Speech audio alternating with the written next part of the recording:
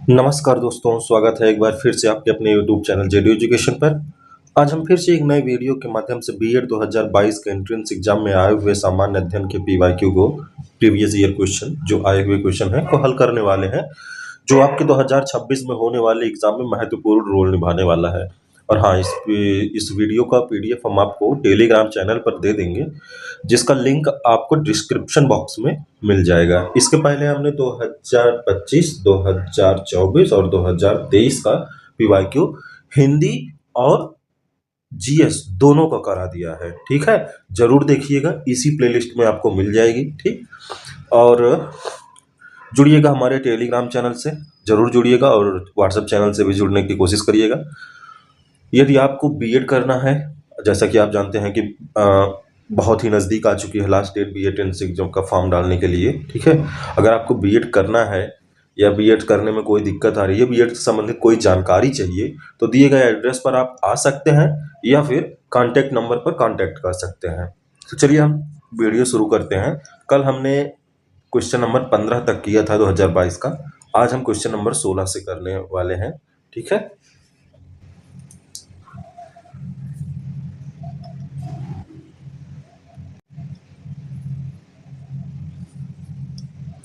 किस क्षेत्र में योगदान के लिए सत्यजीत रे पुरस्कार दिया जाता है?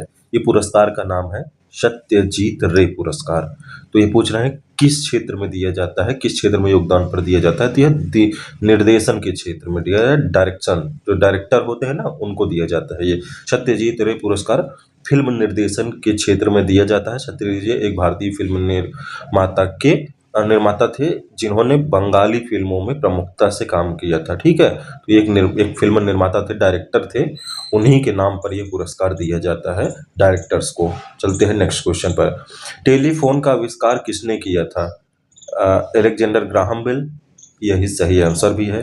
आप सबको पता ही होगा, इसमें कौन सी वो है कि आप नहीं जानते, ये जरूर जानते होंगे, अलेक्जेंडर ग्राहम बेल। इसको याद रखने का तरीका यही है कि आपकी बेल बजती है तो आप फोन उठाते हैं, तो बेल ने ही इसे खोजा था। ठीक है, टेलीफोन का आविष्कार 2 जून 1875 को स्कॉटिश वैज्ञानिक, स्कॉटलैंड के थे ये, अलेक्जेंडर ग्राहम बेल ने किया था। ठीक है, इस आविष्कार में टॉमस वाटसन की मदद ली थी। ठीक, चलते हैं नेक्स्ट क्वेश्चन पर।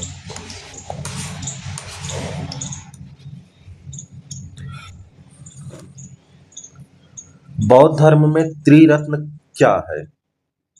बौद्ध धर्म में त्रिरत्न है, तो वह त्रिरत्न उस धर्म का क्या है? रत्न मीन्स आप जानते हो सबसे उपयोगी चीज या सबसे महत्वपूर्ण चीज को आप रत्न बोल सकते हैं। तो उसका सबसे महत्वपूर्ण क्या त्रिपिटक है? त्रिपिटक नहीं, त्रिपिटक धार्मिक ग्रंथ है उसका। ठीक है, बुद्ध, धर्म और संघ, हाँ, यही सबसे महत्वपूर्ण है बौद्ध धर्म में। ठीक है, सत्य, अहिंसा और करुणा, शैल, समाधि और ये भी आता है, सत्य, अहिंसा और करुणा, अहिंसा और करुणा भी जो है ये काफी मायने रखता है बौद्ध धर्म में। लेकिन त्रिरत्न ये नहीं है, बल्कि त्रिरत्न होता है बुद्ध। बुद्ध के तात्पर्य ज्ञान से है, धम्म का मतलब धम्म से है, और संघ का मतलब संघ से है कि हाँ, समुदाय बना के रहो, प्रचार प्रसार करते रहो। ठीक, त्रिरत्न बौद्ध धर्म का सबसे महत्वपूर्ण अंग है। ये रत्न बुद्ध, धर्म और संघ है, जिसमें बुद्ध का तात्पर्य तार्किक ज्ञान, धम्म का तात्पर्य नैतिकता से है। ठीक है, और संघ का अर्थ राज्य से है, तर्क प्रधानों का संगत। ठीक, चलते हैं नेक्स्ट क्वेश्चन पर। लाख किससे प्राप्त होता है? लाख, आप लाख के बारे में सुने होंगे, जो नहीं सुने बस इतना सा बता दें, इससे ज्वेलरी भी बनती है और ज्वेलरी को संतुलन भी दिया जाता है। जैसे आपने यदि देखा होगा, शायद देखा होगा कि मंगलसूत्र जैसे है, मान लो कि ये मंगलसूत्र है। ठीक है, ये खोखलू है। ठीक है, खोखलू है, बहुत लचीला है, तो इसके पीछे लाख भर देंगे तो यह मजबूत हो जाएगा। ठीक है, और थोड़ा वजन भी हो जाएगा।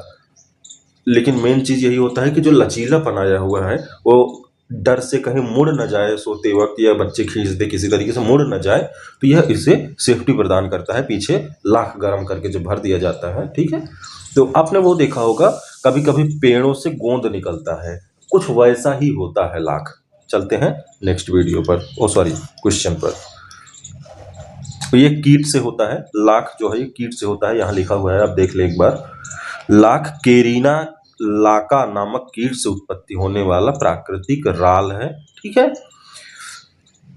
लाख के कीड़े पलाश, कुसुम तथा बेर के पेड़ों पर पाए जाते हैं। ठीक है। पलाश उत्तर प्रदेश का राजकीय पुष्प है, याद रखिएगा, जिनकी शाखाओं से रस चूसकर भोजन प्राप्त करते हैं कौन? ये कीट। ठीक है। अपनी सुरक्षा के लिए राल का स्राव कर कवच बना लेते हैं, यही लाख होता है। ठीक है। जिसे काटी गई टहनियों से खुरच कर निकाला जाता है। चलते हैं नेक्स्ट क्वेश्चन पर, क्वेश्चन नंबर 20। बीसी राय अवार्ड किस क्षेत्र में दिया जाता है? बीसी राय अवार्ड, ठीक है, यह एक अवार्ड का नाम है, बीसी राय। ठीक है। तो डॉक्टर बीसी राय पुरस्कार जो है ये 1962 में भारतीय चिकित्सा परिषद द्वारा प्रदान किया जाता है। ठीक है। यह पुरस्कार चिकित्सक तथा स्वतंत्रता सेनानी विधान चंद्र राय के नाम पर चिकित्सा के क्षेत्र में योगदान के लिए प्रतिवर्ष प्रदान किया जाता है। तो option number C is right answer. यह डॉक्टर बी एन राय पुरस्कार जो है 1962 से दिया जा रहा है, 1962 से, याद रखिएगा। और यह चिकित्सा के क्षेत्र में दिया जाता है। एक स्वतंत्रता सेनानी थे और वो चिकित्सक भी थे, तो उन्हीं के नाम पर यह दिया जाता है। उनका नाम क्या था? विधान चंद्र राय। चलते हैं नेक्स्ट क्वेश्चन, क्वेश्चन नंबर 21। पहली औद्योगिक क्रांति कहाँ हुई? तो कुछ कहना ही नहीं है, जैसे ही पहली औद्योगिक क्रांति आए तो इंग्लैंड लगा के आगे बढ़ जाओ। पहली औद्योगिक क्रांति एक प्रक्रिया थी जो 18वीं शताब्दी में इंग्लैंड में शुरू हुई, जहां से दुनिया के अन्य हिस्सों में फैल गई। इस क्रांति का मुख्य उद्देश्य मशीनीकरण द्वारा उत्पादन को बढ़ाना था। ठीक है। उद्योगों का तात्पर्य होता ही यही है कि मशीनों से, हैवी मशीनों से उत्पादन को बढ़ाया जाए। मैनुअल जो काम होते हैं, जो इंसान कार्य करते हैं, उसको कम किया जाए। इससे होता क्या है कि जो आपकी दक्षता है, कार्य दक्षता है, वो बहुत ज़्यादा हो जाती है। ठीक। और साथ में लागत भी कम लगती है। ठीक। चलते हैं नेक्स्ट क्वेश्चन पर। इंटरनेट ब्राउजर कौन सा नहीं है? कौन सा ब्राउजर नहीं है? आप क्रोम ब्राउजर से परिचित होंगे, आप फायरफॉक्स से परिचित हो, ओपेरा मिनी, ये दोनों तो बहुत कॉमन है, ओपेरा मिनी और क्रोम, ये आपको पता ही होगा। फायरफॉक्स भी एक ब्राउजर का नाम है, लेकिन लेआउट जो है यह ब्राउजर का नाम नहीं है। और यही पूछा है कि कौन सा ब्राउजर नहीं है। ठीक है। एक होता है सर्च इंजन। सर्च इंजन जैसे गूगल से आप परिचित होंगे, वह इंजन है। उस इंजन में घुसने के लिए, वहां सर्च करने के लिए आपको ब्राउजर की आवश्यकता पड़ती है, तो वही है browser, Firefox, Chrome, opera mini. ठीक है। जबकि लेआउट कोई ब्राउजर नहीं है, बल्कि लेआउट क्या है, आइए देखते हैं। लेआउट वर्ड प्रोसेसिंग और पब्लिशिंग में टेक्स्ट और ग्राफिक्स की व्यवस्था को संदर्भित करता है। तो यह भी एक सॉफ्टवेयर ही है। ठीक है। लेकिन यह प्रोसेसिंग और पब्लिशिंग करता है। किसी दस्तावेज का लेआउट यह निर्धारित करता है कि किन बिंदुओं पर जोर दिया गया है और क्या दस्तावेज का सौंदर्य की दृष्टि से सुसज्जित है। ठीक। चलते हैं, उसमें ऐसा कुछ है नहीं आपको कि ये एक्सप्लेनेशन याद होना चाहिए, समझ में आना चाहिए, बस इतना सा याद रखिए कि लेआउट जो है वह एक सॉफ्टवेयर का हिस्सा है, साथ में ही वह ब्राउजर नहीं है। स्कूल शिक्षा से संबंधित है एनसीईआरटी, यूजीसी, एनसीटीई और आरसीआई। तो एनसीईआरटी आप देख रहे होंगे, आपको पता होगा कि एनसीईआरटी की ही बुक चलती है, तो यह स्कूली शिक्षा से होती है। यूजीसी तो हायर एजुकेशन के लिए होता है। ठीक है। शैक्षणिक राष्ट्रीय शैक्षणिक अनुसंधान और प्रशिक्षण परिषद, एनसीईआरटी, एक सरकारी संगठन है जिसे भारत में स्कूली शिक्षा के गुणात्मक सुधार पर सहायता के लिए स्थापित किया गया है। चलते हैं नेक्स्ट क्वेश्चन पर।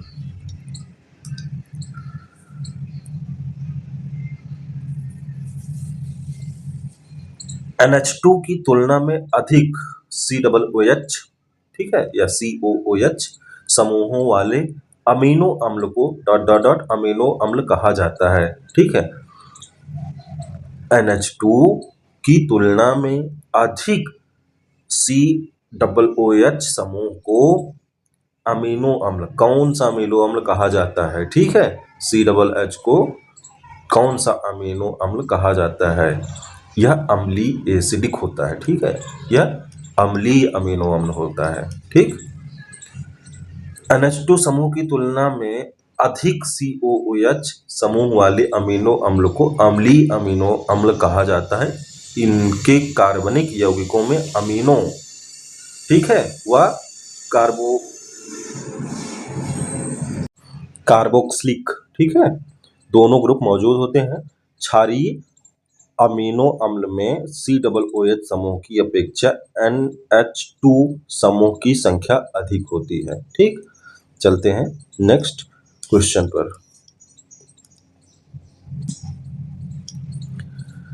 निम्नलिखित में से कौन सा थर्मोसेटिंग प्लास्टिक है? प्लास्टिक के प्रकार होते हैं, कई सारे प्लास्टिक होते हैं, जैसे पॉलीथीन भी एक प्लास्टिक है, PVC भी एक प्लास्टिक है, बैकेलाइट और पॉलिस्टर भी एक प्लास्टिक है। तो थर्मोसेटिंग प्लास्टिक कौन सा होता है? थर्मोसेटिंग प्लास्टिक होता है बैकेलाइट। ठीक, दिए गए विकल्पों में बैकेलाइट थर्मोसेटिंग प्लास्टिक का उदाहरण है। थर्मोसेटिंग प्लास्टिक पहली बार गर्म करने पर मुलायम हो जाता है और इन्हें इच्छित आकार में ढाला जा सकता है।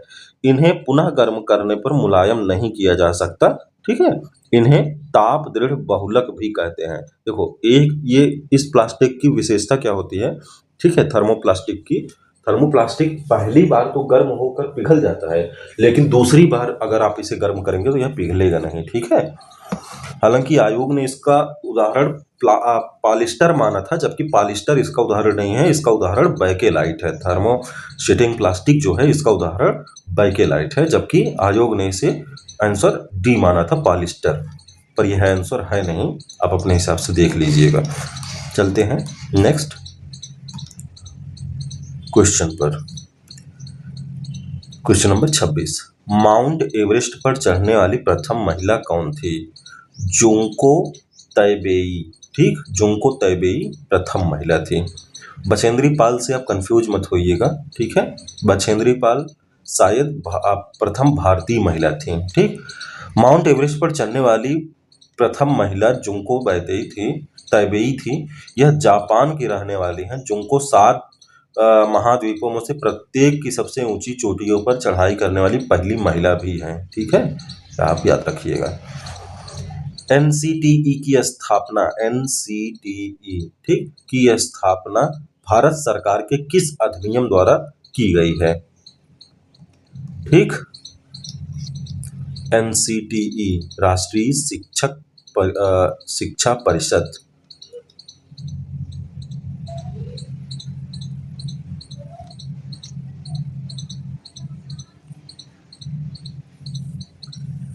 तो इसकी स्थापना की गई थी 1993 में। ठीक,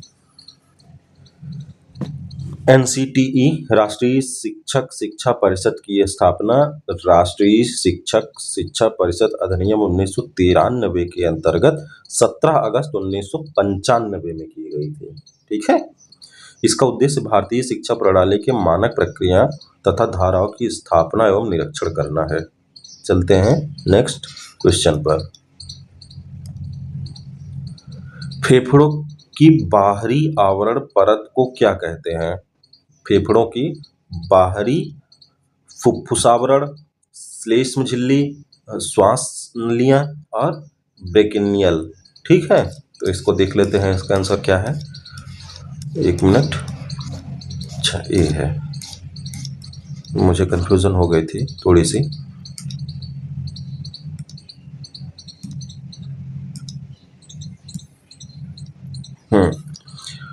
ए है। ठीक है, इसका आंसर फुफ्फुसावरण। वैसे इसमें आवरण लगा हुआ है। ठीक है, वरण, आवरण मीन्स कबर होता है और कबर हमेशा ऊपर ही होता है। श्लेष्म झिल्ली, श्वास नलिया और ब्रेकिनियल जो है ये अंदर के भाग है। तो फुफ्फुसावरण जो है ये फेफड़े का सबसे बाहरी परत है, बाहरी हिस्सा है। ठीक, यहाँ पर दिया हुआ है अच्छे से। फेफड़ों की बाहरी आवरण की परत को फुफ्फुसा आवरण कहते हैं। ठीक है, प्लूरा, इसे इंग्लिश में प्लूरा कहा जाता है।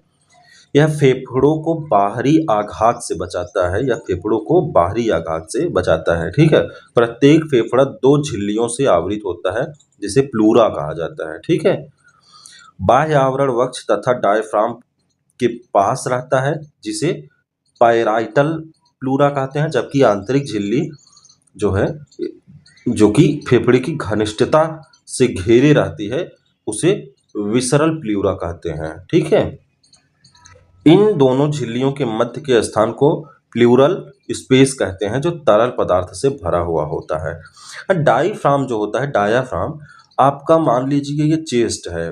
ठीक है, मान लीजिए चेस्ट है और यहीं चेस्ट के नीचे आप देख रहे हैं पेट शुरू हो जा रहा है। अब पेट जो है ये आप कुछ खाए हैं, दौड़ रहे हैं, ऐसा ना हो कि वो क्यों नहीं आ जाता है फेफड़े में आपके, आप उछल कूद कर रहे हैं, वो फेफड़े में क्यों नहीं आ जाता, वो डायफ्राम की वजह से नहीं आता। ठीक है, डायफ्राम एक कवर जैसी होती है, एक वाल्व जैसी संरचना होती है जो फेफड़े और उदर के भाग को अलग करता है, पेट के भाग को अलग करता है। ठीक है, चलते हैं नेक्स्ट क्वेश्चन पर। बाबा साहेब भीमराव अंबेडकर को भारत रत्न कब दिया गया था? तो 1990 में दिया गया था। ठीक है, 1990 में दिया गया था। इनको बहुत लेट प्रदान किया गया था।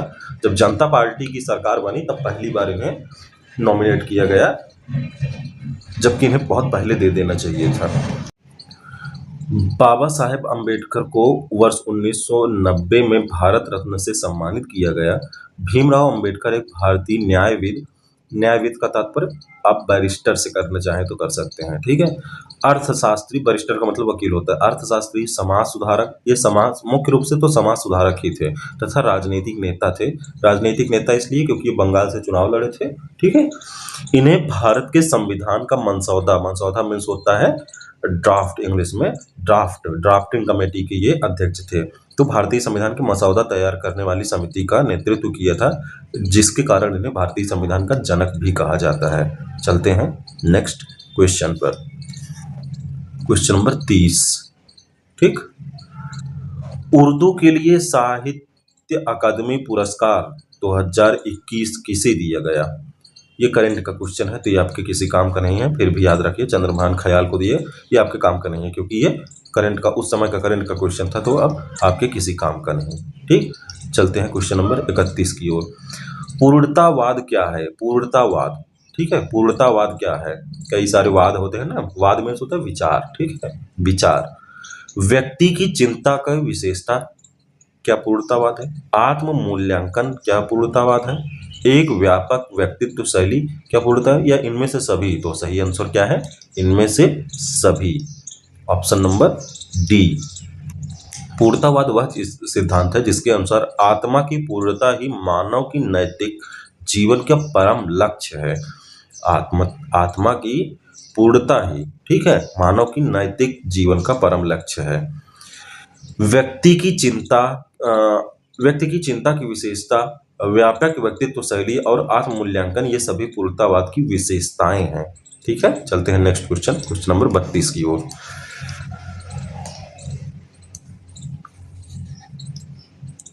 सत्यार्थ प्रकाश किसकी रचना है? सत्यार्थ प्रकाश, ठीक है, यह किसकी कृति है, किसकी रचना है? यह एक पुस्तक का नाम है। दरअसल यह स्वामी विवेकानंद लिखा है, क्या सरस्वती दयानंद ने लिखा है, ठीक है, क्या राजा राम मोहन राय ने लिखा है, या मालवीय जी लिखे हैं? इसको Swami Dayanand Saraswati, option number 20 right answer है, दयानंद ने ही लिखा है। ठीक है, सत्यार्थ प्रकाश 1875 में मूल रूप से हिंदी में लिखी गई एक पुस्तक है। 1875 और हिंदी याद रखिएगा। ठीक, इसकी रचना स्वामी दयानंद सरस्वती ने की थी। ठीक है, दयानंद ने वेदों के ज्ञान को फैलाने के लिए सत्यार्थ प्रकाश किया था। वेदों के ज्ञान को प्रसारित करने के लिए उन्होंने पुस्तक लिखी थी। इस पुस्तक में वैदिक सिद्धांतों की व्याख्या और स्पष्टीकरण किया गया है। ठीक है, चलते हैं नेक्स्ट क्वेश्चन, क्वेश्चन नंबर 33 की ओर। क्या है क्वेश्चन? ई संजीवनी की शुरुआत कब हुई? ये भी करंट का क्वेश्चन है। ठीक है, फिर भी आप याद रखिए कि ये 1919 नवंबर 1919 में शुरू की गई थी। ई संजीवनी है क्या? ठीक है, स्वास्थ्य एवं परिवार कल्याण मंत्रालय द्वारा संचालित ई संजीवनी योजना की शुरुआत नवंबर 2019 में की गई थी। ई संजीवनी देश के चिकित्सकों के मध्य टेलीमेडिसिन सेवा है जो डिजिटल प्लेटफॉर्म के माध्यम से पारंपरिक प्रत्यक्षतः परामर्श का विकल्प प्रदान करती है। कहने का मतलब जो दूर दराज के इलाके हैं वहां पर वीडियो कॉल के जरिए भी डॉक्टर की उपलब्धता कराई जा सके, यही इस योजना का लक्ष्य है। इसका नाम रखा गया ई संजीवनी। ठीक, 1919 में शुरू किए थे। वैसे क्वेश्चन आएगा नहीं, ठीक है, क्वेश्चन आएगा नहीं क्योंकि ये क्वेश्चन करंट के क्वेश्चन होते हैं जो उस समय चर्चा के विषय में रहते हैं। इस वर्ष का करंट इस वर्ष आएगा। तो क्वेश्चन नंबर 33 तक हो गया है। अब यहीं हम समाप्त करते हैं क्योंकि वीडियो लंबी होती जा रही है। हाजिर होंगे एक नए वीडियो के साथ, ठीक है। तब तक पढ़ते रहिए, डटे रहिए और रखिए अपना ख्याल। मिलते हैं हम एक नए वीडियो में। धन्यवाद।